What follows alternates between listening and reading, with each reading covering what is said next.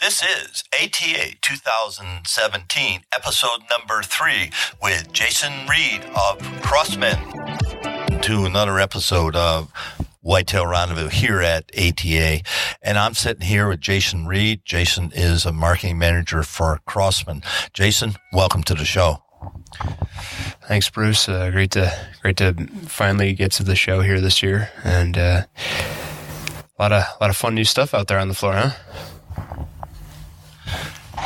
Yeah, there is, and I can't, coming from what I do every day, and I hear about these things. Now I'm seeing firsthand. And the fun thing to me is I'm meeting up with the people that I've had on my show for the last year and a half, and that's just the ball.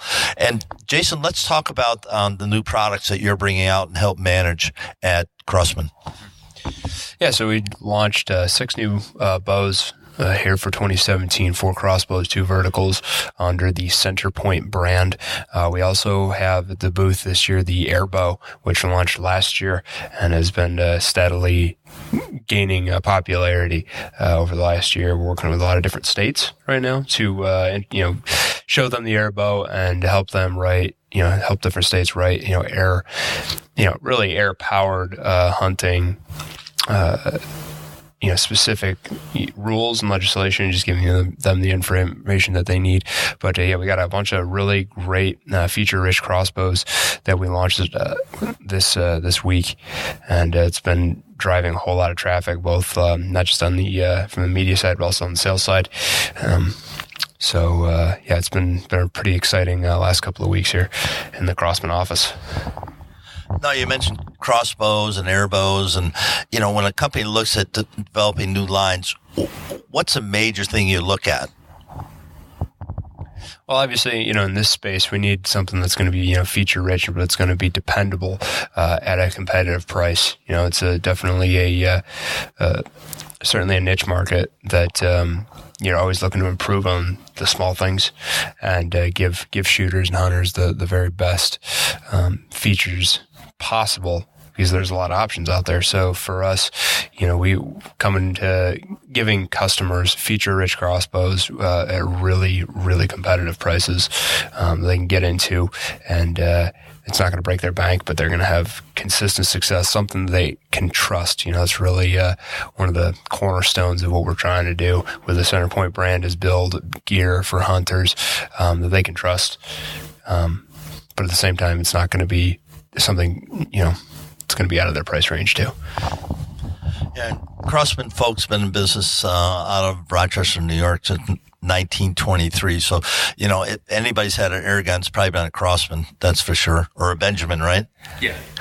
And so they're working into it. The question I asked for Jason, what do they see the demographics of people, especially with the crossbows, and where that's going? Well, it's interesting because I remember a couple of years ago when crossbows really started to hit the market. The technology was catching up. The designs were getting better. I think that there was, and maybe I'm totally wrong, but I think that for a long time crossbows were just seen as for, older hunters or people that might, have a disability, but now it's going beyond that. It's really, these have become implements that everyone can use and that people are excited to use. So, demographic is, really is at all ages, because now we're seeing a ton of youth hunters using it. The crossbows are great for youth hunters, and, that's really, and it kind of goes along with, the air guns that, we produce on the Crosman side. It is the gateway to the outdoors, pellet guns, BB guns, the gateway to the outdoors. And in a lot of senses, so same with crossbows for youth hunters, it is, the gateway to hunting. And especially in today's world, we have to continue to give people, positive experiences in the wild to keep them coming back, so we can continue to have, strong core of hunters and conservationists as we, gear up to fight, big battles and with government and into the future. So it's really, back to your original question, the demographic is really pretty wide at this point. Really any anyone from any age we're seeing is picking up a crossbow, and it's just really exciting it's a really exciting time to be on that side of the ball.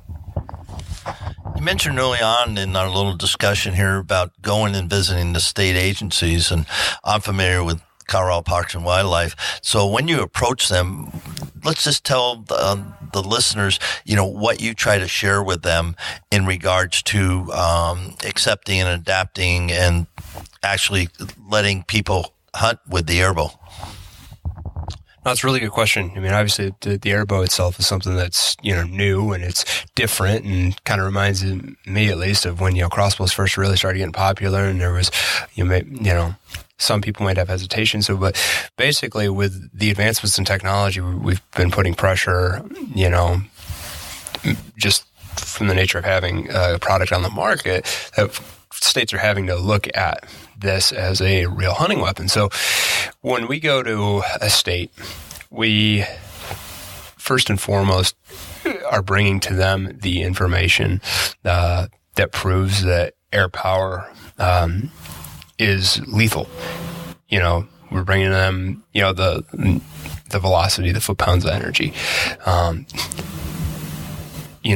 showing these state agencies that these can be trusted implements in the field, and it's not going to be an irresponsible thing to hunt with. So we have a lot of information on air tech, basically air powered technology that we come to different states with, and we just start finding different seasons to work with. We do go out and do demos, let people shoot it. Yeah, I come from a sales background, so this is face-to-face is always the best. So we talk with people on the phone, go there, do a demo for the different DNR departments, and just show them that these are viable options, and then we help them, with any questions they have, and the different help them craft their language and the rules.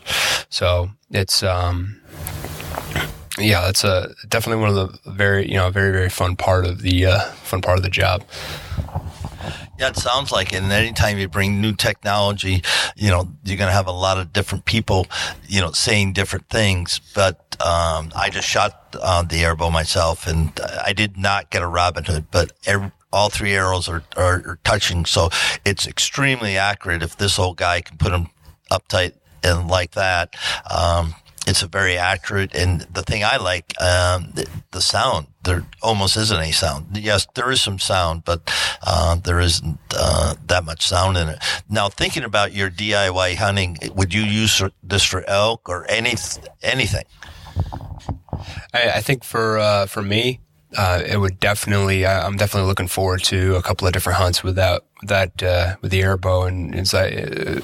For me, it's going to be probably most likely that I'll get a chance to hunt deer and hogs with them. I got good friends here in the industry that live in places like Texas where you can use it for hogs, and we're gearing up to hopefully go down and do some hog hunting with that. Would also love to be able to get down to a couple of the states that are Airbow legal. The Carolinas are legal. Missouri is legal for certain parts of their firearm season. And Alabama is also legal. So, we've got friends down there. We're looking to go down and lay down some content, here in 2017. And, so yeah, it's, looking forward to hunting with it this fall. Yeah, I'd love to see some results, and then after this fall, have you back on the show and just recap what it's doing. Now, we talked just a couple of weeks ago about your hunting. Now, what are your plans for this coming up hunting season?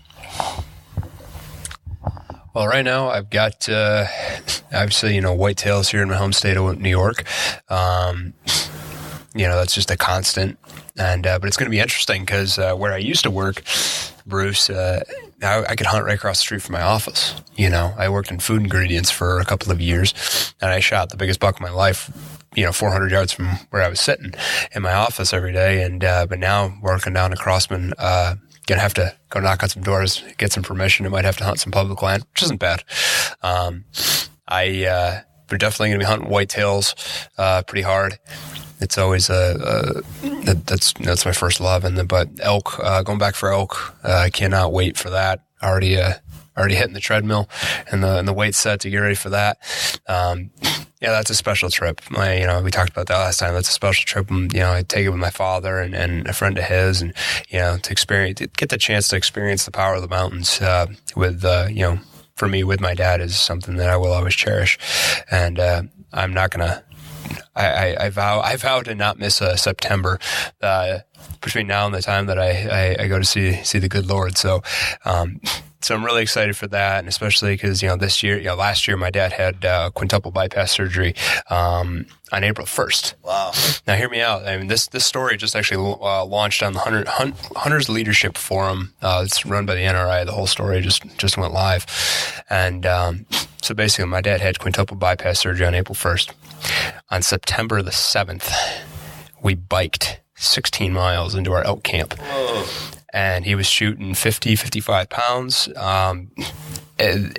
We normally we take horses in that far, but the horses couldn't take us in for whatever reason. So it was my dad's idea to ride mountain bikes. And I'm like, well, I'm in shape. Our buddy Bryce is in shape. Are you going to be able to do this? And he did. And he kept up with us for 2 weeks. Couldn't go down into the canyons, but last year was more about just getting back to the mountains, after such a very scary experience. We almost lost him. So this year, though, we've already been planning to get back. We've already been going over our topo maps, and we're going to get to hunt hard again together, which is, what we've been doing since I could walk. So really excited to get my dad back at full strength to get down and chase some of those big public land bulls. Well, thanks for that. This is going to wrap up this section at ATA 2017 with Crosman and Jason Reid. And one thing, Jason, I think we talked about it before, but start checking out Colorado, because I know some good places. It's certainly not gonna take you by the hand, but I can kind of show you where you might want to go. Yeah, Colorado's on my list. I just got to save my vacation time properly so I can do 2 elk hunts. But I've got my eyes set on Colorado for someday in the future, and we're going to be. I'm definitely going to go talk to the good people in the DNR in Colorado and see if they have any interest in looking closer at the Airbow or any other of our big bore air guns that we have for big game hunting. So that's definitely in the books for sure, Bruce. And I really appreciate you taking some time to have me on this morning. So on behalf of thousands of listeners across North America, this is Bruce Hutchin, your host, saying have a great day. It's never too early to think about food plots. Whitetail Rendezvous has an ebook for you. Just simply text 33444 food plot to get your copy. Thanks for joining us. Be sure to tune in tomorrow for another episode of Whitetail Rendezvous, where you can listen and learn from the experts so you can be more successful on your next hunt. Until next time, listen, learn, and succeed.